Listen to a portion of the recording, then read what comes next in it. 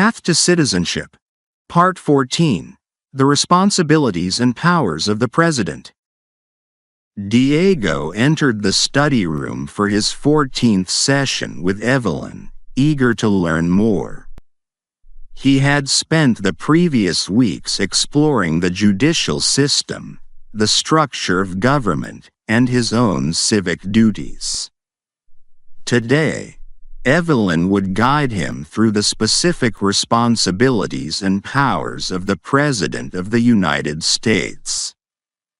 Diego was eager to understand how the President fit into the overall structure of government and how this role impacted the country. Evelyn welcomed him with a nod as he took his seat, ready to begin the day's discussion. Welcome back, Diego. Today, we're going to explore the role of the president. This position carries unique responsibilities and powers that affect not only the government, but the entire nation. Are you ready to dive in? Yes, I'm ready. Great. Let's start with a question about one of the president's key duties. What is one role of the president as outlined in the Constitution? Question: What is one role of the president as outlined in the Constitution? A. Chief Justice of the Supreme Court. B. Commander-in-Chief of the Armed Forces. C. Speaker of the House. Answer: B. Commander-in-Chief of the Armed Forces. Correct. As Commander-in-Chief, the President has authority over the military. Why do you think this role is significant? It means the President has the power to make important decisions about national security and the use of military forces. This role allows the President to respond to threats and ensure the safety of the country, but it also comes with a lot of responsibility. Exactly. Being Commander-in-Chief gives the President significant influence over national defense, but this power is balanced by Congress, which has the authority to declare war and control funding. It's an example of how the Constitution ensures that no single branch has too much power. Diego thought about the weight of the President's role as Commander-in-Chief, understanding that it required both leadership and restraint. Evelyn moved on, ready to discuss another important responsibility of the President. Now, let's look at another key responsibility. What is the President's role in the legislative process? Question: What is the President's role in the legislative process? A. Writing laws. B. Vetoing or signing bills into law. C. Voting on bills in the Senate. Answer: B. Vetoing or signing bills into law. That's right. The President can either sign a bill to make it a law or veto it to prevent it from becoming law. Why do you think this power is important? It gives the President a way to influence laws, but it also means that the President can't just create laws alone. By having the power to veto, the President can check Congress if needed, but Congress can also override the veto if they disagree strongly. Exactly.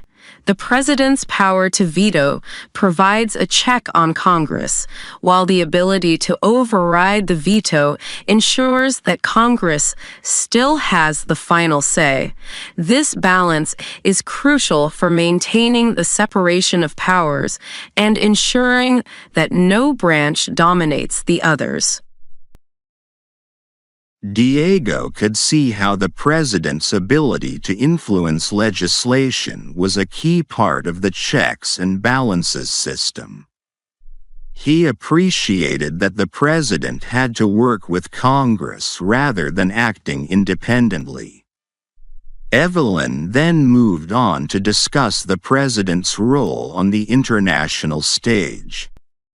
For our last question today, let's talk about the president's role in foreign policy. What is one way the president can influence international relations? Question: what is one way the president can influence international relations? A. Declaring treaties as laws. B. Negotiating and signing treaties with other countries. C. Electing foreign officials. Answer: B.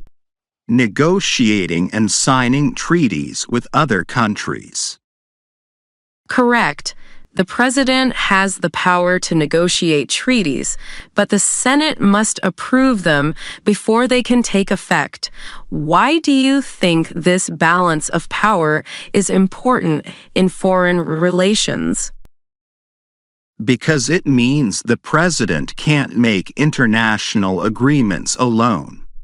By requiring Senate approval, there's a check to make sure that the treaty reflects the country's interests. It keeps one person from making all the decisions on international matters. Exactly.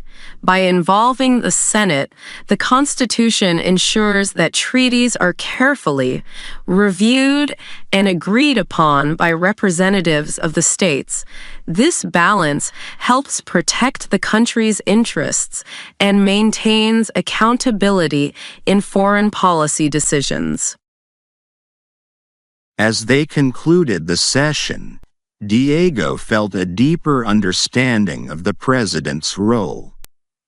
He realized that while the president had significant influence, each power came with limits and checks to prevent any single person from holding too much authority. Evelyn closed her notebook, offering Diego a thoughtful reflection on the role of the president. You've done well today, Diego.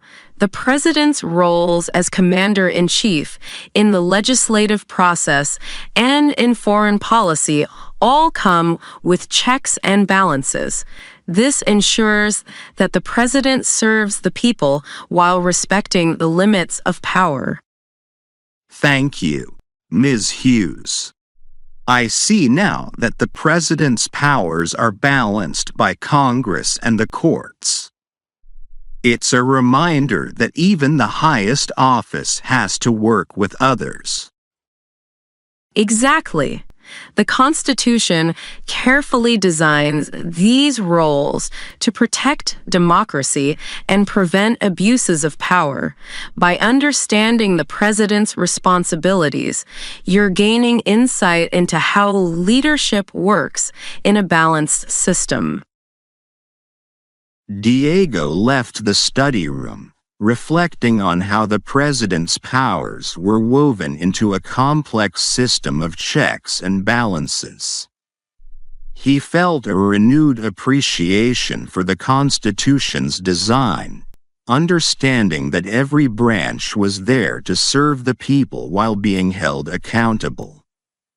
As he walked away, he felt more prepared to embrace the responsibilities of citizenship, knowing how each part of the government played a role in protecting democracy. As Diego considers the checks and balances surrounding the president's powers, Evelyn's insights encourage others to reflect on how this role shapes the nation. Now it's your turn. The president's responsibilities are broad and impactful, both at home and abroad. Here's a question for you.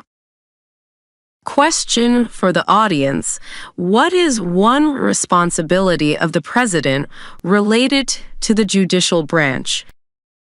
A. Appointing federal judges and Supreme Court justices. B. Determining the constitutionality of laws. C. Overseeing the decisions of the Supreme Court. Understanding. This responsibility helps highlight how the president interacts with other branches of government, shaping the judicial system and maintaining a balanced distribution of power. Reflect on your answer, as it illustrates the influence of presidential appointments on the nation's legal landscape.